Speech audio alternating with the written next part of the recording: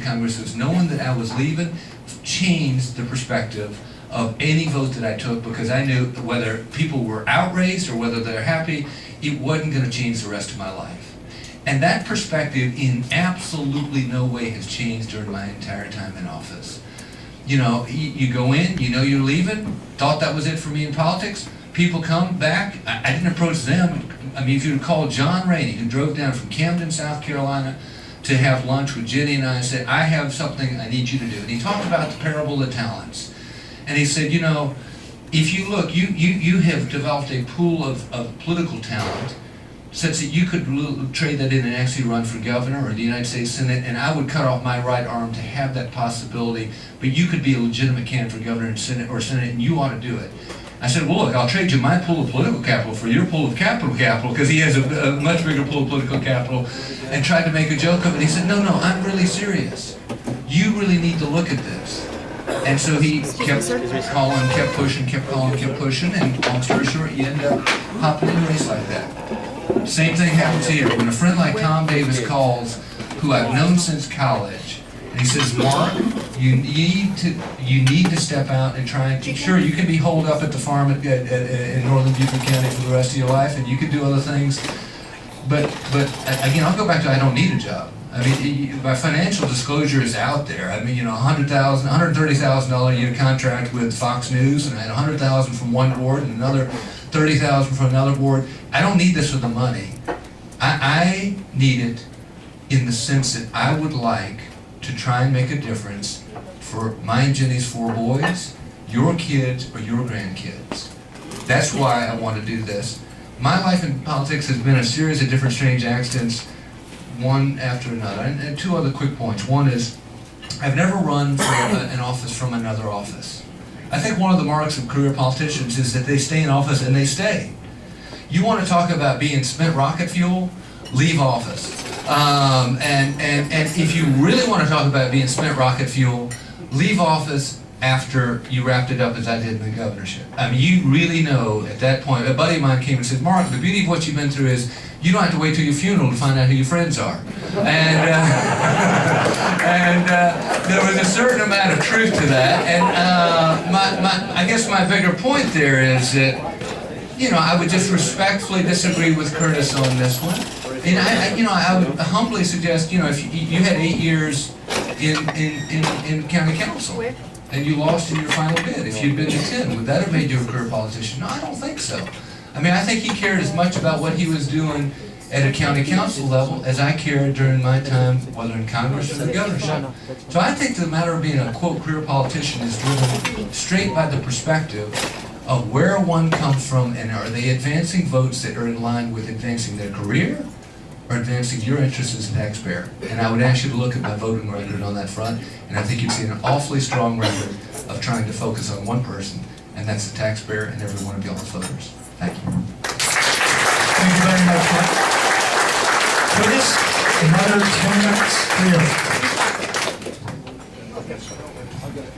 Well, I would like to spend my last few minutes here of my public presentation in this primary talking about hope, because that is what has been so exciting for me. People who said, man, where in the world did your campaign come from? We didn't see TV ads, and we didn't see mailers, and we had some. But they didn't see those things in mass. And so, you know, Wall Street Journal has called Politico, has called, I could go on and on, and they all say the same thing. How in the world did this happen? Well, I decided today that I'm going to let my secret out. We relationshiped our way into this campaign. What that means is, I sat in scores and scores of living rooms and met people. That's what we did. And those people met people, and we talked to people face to face and one-on-one. Now, you might look at me and not believe it, but that is exactly the truth. That's how we got where we are. It's the American way. See, we had the idea that this House of Representatives seat really is supposed to be that. It's supposed to be somebody who rubs shoulders with you, not somebody who's way off distant in Washington or Columbia. It's supposed to be like somebody who's down the street. And so that's what we did. We started talking with people one-on-one, and what we found was that there were a host of common sense conservative Republicans who've been sitting on the sideline. You know that, don't you? We didn't lose the last election because of them. And I'm among family here. I submit to you we lost the last election because we didn't turn out and vote across this nation. And what we've got to do is we've got to get Americans, we've got to get common sense conservative Republicans back on the page with us and excited about this thing called democracy. And if we do that, they'll be waking up the day after the next election saying, where did those people come from? It happens because of people like you that are now filling this room, and you excite me. You tell me there is hope for America. When I go these places and someone says, Bostic, what are you talking about? This country is shot. It's gone. It's down the tubes. And all they're looking for is someone to slow the pace of death. I want to stand on a table and scream, no, I believe there's hope. I believe there's such hope that I'm willing to leave my career, take a pay cut, and go to Congress. I'm willing to have people throw a tax at me, just like the governor has, and everyone else who sets himself forward into public office, Andy, to have people throw a tax at you. We're willing to do those things because we believe there is hope, and I believe there's hope. But what it's going to take is you and I waking from our lethargy, rousing ourselves around conservative principles, and making it happen. I'm privileged to say that's been one of my hallmarks, that is making a team. I hold staunchly to conservative ideas, but in Charleston County Council, I was able to rally a team around me to push conservative ideas, and that's what we've got to have. As a Marine, I did that. I led out front, getting people to rally behind me in a cause, and that's what we need here again. I talked about our nonprofit organization. In just a few weeks, we've got a team going back into Iraq to help people from Syria. They say to me, how in the world do you do those things? Well, it's not me that does those things. It's solid, responsible people who are rallying around a cause believing in hope. Thank you for being here. Thank you for what you do for this party. You are the hope. You sending that message to your friends and to your neighbors that America is not done. Our ideas are not over. There is hope. That's what will win the day. Governor, again, it's been an honor to run this race with you. I want to thank you again personally for the many votes that you made that I agreed with. Thank you for those. Privileged to be with you today. Thank you very much. Okay, now we come to the interesting part, questions and answers. As we have done in the past at First Monday, we haven't taken questions in advance and selected the ones that we think are interesting.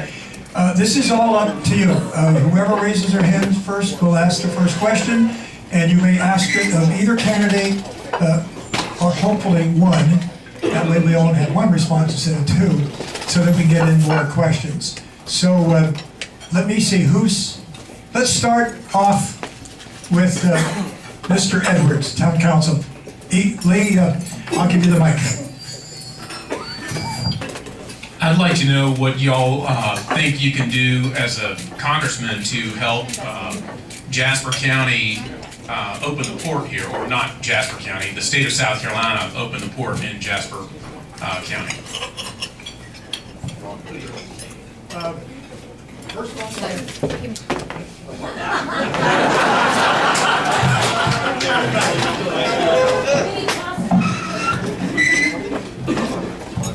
Okay, I want to give your local senator a whole lot of credit for what has happened and what is in motion with regard to the Jasper Port. In that, like so many other things in South Carolina government, they don't flow as quickly as we would like. But long story short is, I met with Sonny Perdue down on the banks of Savannah River. We swapped ties. I actually ended up with a better deal because my tie was a really sorry tie that he got. But anyway, we swapped ties and we committed to a bi-state compact of moving ahead, because that thing had been locked in nowhere land for a very long time. There are a lot of different institutional interests from different perspectives that were pushing against it. And we've begun a process. And again, it's a much longer conversation in terms of going through the process. It's still been agonizingly slow. But what I would tell you is I've committed to the Jasper County Port. I'm committed to using free enterprise and a market-based system in advancing it. And committed, again, I'm not governor anymore, so I can't make certain commitments, but I think that there is enough movement now such that both the state of South Carolina and the state of Georgia are going to move ahead and making it happen. Let me just say this, part of the struggle we have in advancing good causes, like the Jasper ocean terminal is that we are spending our resources other places. Our federal government ought to be largely about two things. It ought to be about national defense, and it ought to be about interstate commerce. The port is both of those things, and we know that in 2029, likely, both Savannah and Charleston ports will be insufficient to handle the cargo load that needs to come through the southeast United States.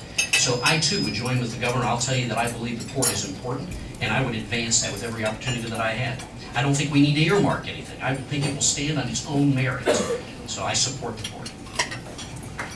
Thank you very much. The gentleman that was in the back of the room, I'm going to meet you halfway and let you ask your question here, please.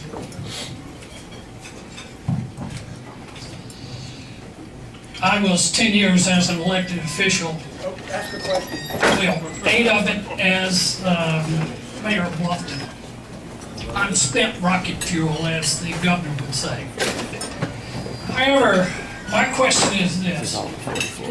In working with many of the congressmen in Washington, my perspective was they were voting for what was going to get them reelected and not voting for what was good for the citizens of the nation. You've both mentioned term limits.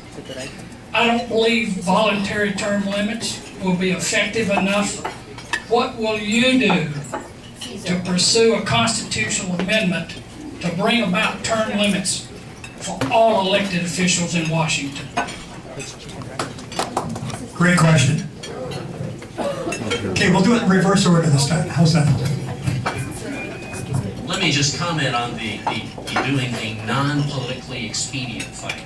Now, this may be hard for you to get your mind around, but for decades, Charleston County had this practice where they would take roughly $500,000, they would divide it among the 9 council people, and those 9 council people could pick any charity or group of charities they want to give their share of that money to. That was the practice. So I came on council. The year came around and they divided the money. They said, here you go, Bostic, you can give this chunk of money to any charity or group of charities that you want. Now, the reason that it was such a conundrum for me is because I have long served the nonprofit community. I've got nonprofits. But when this money came to me, I said, now, is it mine? Am I philanthropic by taking my taxpayers' money and giving it to a charity of my choice? That's not philanthropy. That's exactly what's going on our federal level today. And I stood against that. And frankly, to this day, I still catch heat from nonprofits because of that move. I do not believe that was the appropriate role of government. I'm willing to do that. I'm willing to stand based on principle, according to the United States Constitution. And I would support constitutionally imposed term limits. And I think it astute that you referenced that self-imposed term limits often don't work. And they just often don't. In fact, we've known in the past there have been times where Democrats and Republicans, where Democrats have taken advantage of that to outserve their Republican counterparts. I do support constitutionally imposed term limits. I would support a bill to such an effect. I agree very much with what Curtis was saying with regard to government-sponsored philanthropy, and for that reason, for instance, on the Santee Cooper Board, which was one of the appointments I got when I came in as governor, they had the practice there of giving $35,000 out per member to, again, charities in the region. We shut that down, so I completely agree with what he's getting at there. As to term limits, I would resubscribe them to myself, because I think it's important to know when you're leaving, when you get there. I mean, voters may decide they want you to go earlier, but at minimum, knowing that there's an exit rather than I'm not sure when I'm going. So I think self-imposed term limits are still important. And again, would resubscribe. I have also, I guess I'm the only one of the two of us has actually signed the pledge with regard to backing in behind, U.S. term limits pledge for a constitutional amendment and what they have subscribed, and would as well absolutely support any other form of constitutional amendment should it come forward. Thank you very much. Sir? Thank you, Tom. My question is for Mr. Bostic. Thus far, the bulk of your support has come from evangelical Christians. How can you convince us that you will represent other groups as equally as you would them should you be elected? If you can assess that, I'd like to hire you. We certainly have a strong base of evangelical support, there's no doubt about that. I might take issue with you about whether that is where all of our support comes from. In fact, I've taken shots from the other side about oil and gas interests giving us money and all kinds of other things. There certainly are folks that are Christians who have voted our direction. I'm glad to have them on board. I'm glad for anybody who thinks the way we think. We also have over 125 or 35 businesses that have signed up publicly, openly, supporting our campaign. So we have a much broader campaign than that. I don't know how many are Marines in here, but I have had countless Marines, some of whom aren't evangelical, I assure you, tell me how staunchly they support our campaign because I'm a Marine, because we have the lowest number of veterans in Congress today since our history. And they want a veteran to go to Congress. Specifically, they want a Marine. And I'm happy to take that support as well. The second part of your question was, how will I represent everybody who's not an evangelical? I'll represent them in the same way that I represent the people who are evangelicals. This isn't an evangelical versus non-evangelical situation. Just like I did on Charleston County Council, I will represent all of my constituents. I will do it zealously. I will do it with all my energy. I'll do it with my thought and my dedication. That's a question for him. Let's get somebody in the back of the room. Let's make it fair here. Who in the back of the room has a question, would like to come forward? If you could meet me halfway, please, while I'm limping.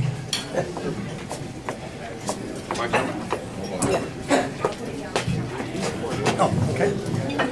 Yeah, I'd just like to know what are your plans for the entitlement reform that this country desperately needs?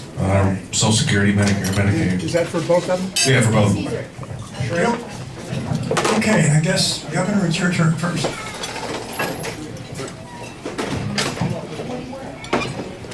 In short form, just so that we can keep questions coming and open up to as much conversation as possible, the short form is I believe in, and I think I have particular expertise on this front as a former governor, in essence, a block grant program with regard to Medicaid. I mean, I saw firsthand, and Tom could tell you this because he was up there in Columbia and saw it as well, the degree to which, in many cases, Medicaid current funding, it's a federal-state partnership, the way that the dollars come in and the way the dollars are matched, at times it's not about healthcare outcomes, and it's certainly not about protecting the taxpayer. And moving that to a block grant system, just as we did with welfare in the 1990s, I think would make a lot of sense. Secondly, with regard to Medicare, I believe in what the Ryan Plan talks about in terms of a premium support model. I think that that makes sense.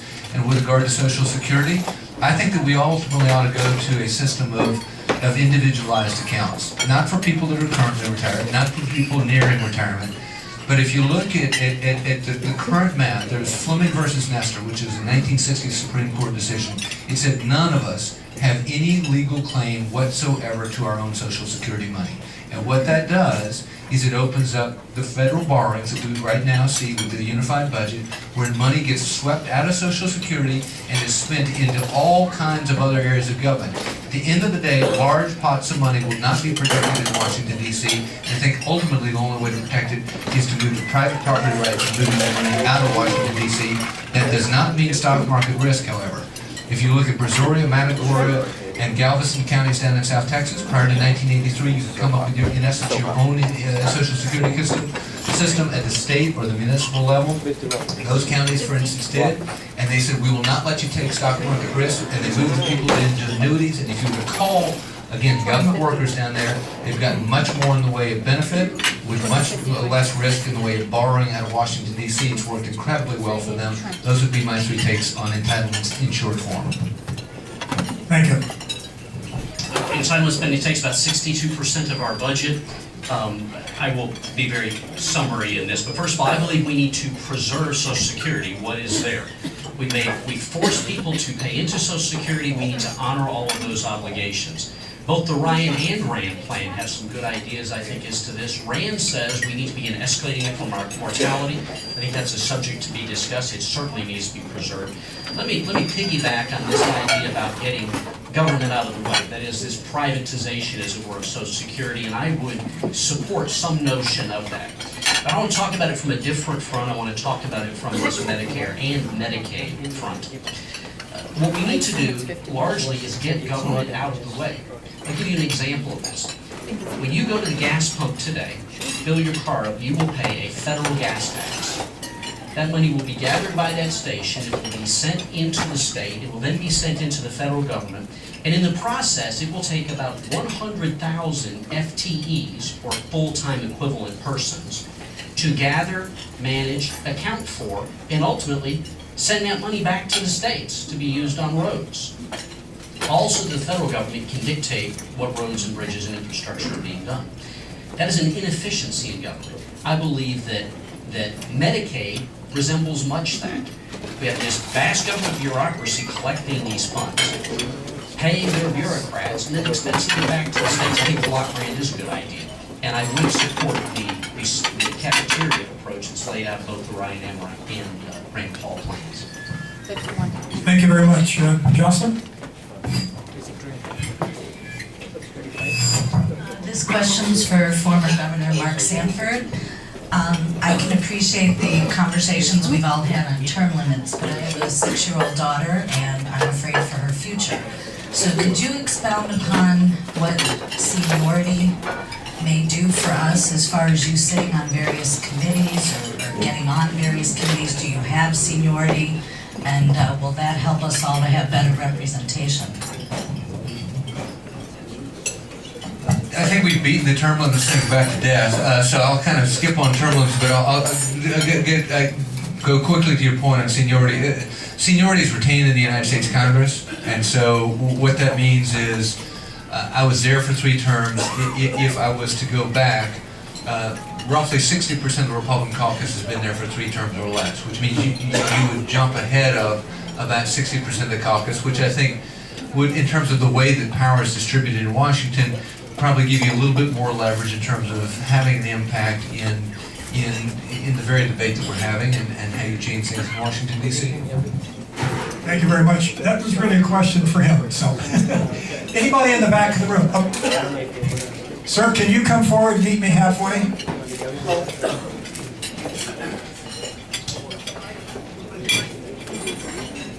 Unfortunately, we only have one mic.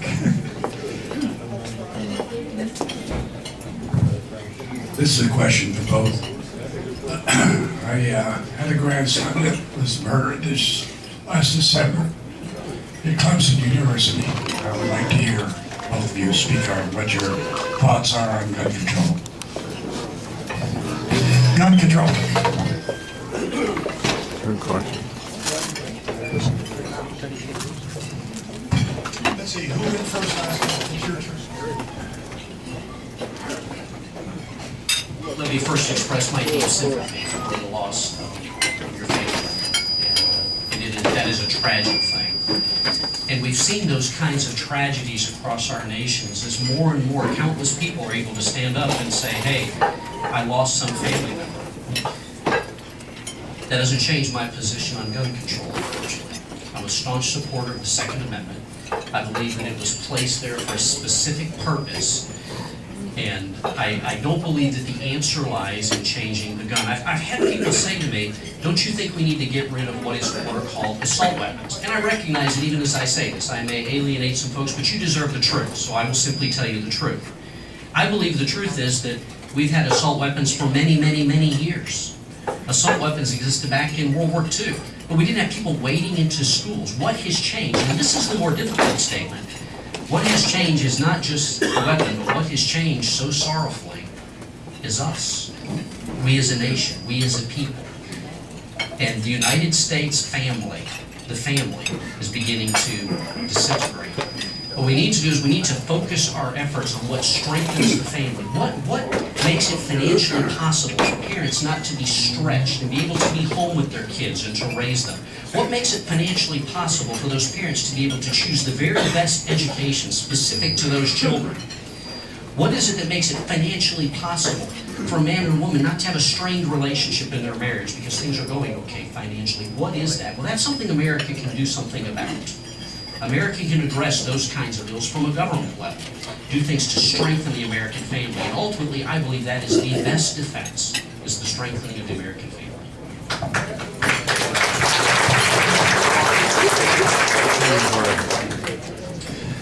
Yeah, I would again, agree very much with what Curtis said on that front.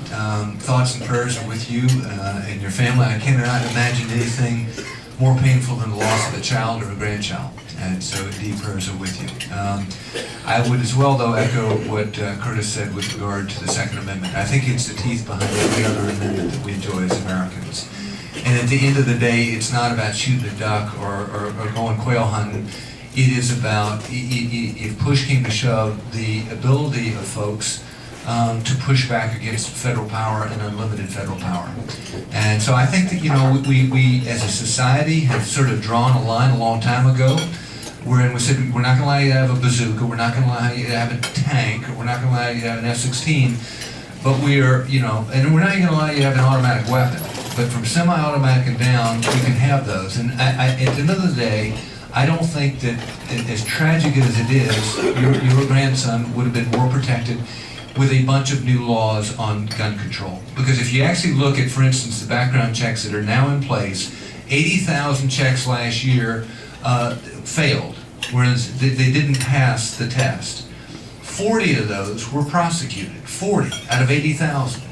So you're talking about an infinitesimally small check on the checks that don't work out. So I think that rather than having yet another new law, we need to enforce the laws that are on the book and not add another one to it at this point. With one exception. I think that the bill, frankly, that Lindsey Graham is working on with regard to Alice Boland, I don't know if any of you all are familiar with Alice Boland. She's a woman who threatened the President of the United States, said that she wanted to kill him, and then when it got to the courtroom, she declared insanity. She got off, and then she later goes out and buys a gun. And this bill that he has, I think, is a common sense measure. It says, tell you what, if you're either institutionalized against your will based on psychiatric issues or based on the declaration of insanity in the courtroom, you can't buy a gun. So I would make one amendment in regard to that, but beyond that, I'm for leave it alone. Thanks. Okay. Thank you very much. Let's see, let's get one from the front of the room, and then we'll get back to you, sir. Dave Rolfe. This is to Mr. Bostic. I wonder why your personal financial records are so disorganized that you can't put together the details that are needed, in spite of the fact you probably knew or should have known that those details were needed to file as a candidate. I'll take it you're not neutral. What he said was, why is it that my personal financial records are so disorganized that I can't make the ethical file? Well, it doesn't all kind of work exactly like that. Let me explain to you why we have not made our filing and what we have done about that. When you run for office at a federal level, you're given a very thick book of financial disclosures that you have to make. We did receive that. I don't have a vast political machine. I'm doing what I can do, running my office, feeding my 5 kids, and doing these kinds of events. I've done, as I said before, probably 50 of them in the last 8 weeks. So what I did was I took that book, I gave it to my accountant, who maintains my vast, unorganized financial records, who's done all my finances for many years, and I said, Scott, can you fill this thing out? And it's very, very involved, very, very detailed, and I said, this absolutely 100% has to be completely right. Now, those of us that are practicing lawyers for a living have a significant disadvantage in that filing, because you have to list every single person who has paid your business $5,000, and I forget what the duration is. So that means all my clients have to get listed that have paid me $5,000. Some of my clients aren't all excited about that, frankly. And so what we did was I gave it to Scott. Scott looked at it, looked at the complexity of it, and under my admonition that it be right, he said, Curtis, I've got to get an extension. This is very involved. You've been running businesses. You haven't been a politician for the last 20 years. You've been running businesses in multiple of them to feed your kids. And so it's going to take some serious time to make this happen. I hope that he will take my vastly disorganized financial records and put them together enough in this form in the next few days we will have them. But it's a much more simple question than has simply been posed by the question today. I am for disclosure. I am for transparency. I'm not ashamed of what's there, but when it's there, I want it to be right, frankly. Thank you very much. There was a gentleman in the back here. Meet me a little bit halfway, please.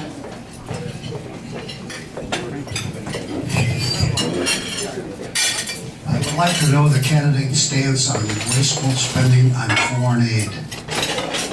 That's for both of them? Yeah, okay. Let's see, I forget who was first last time.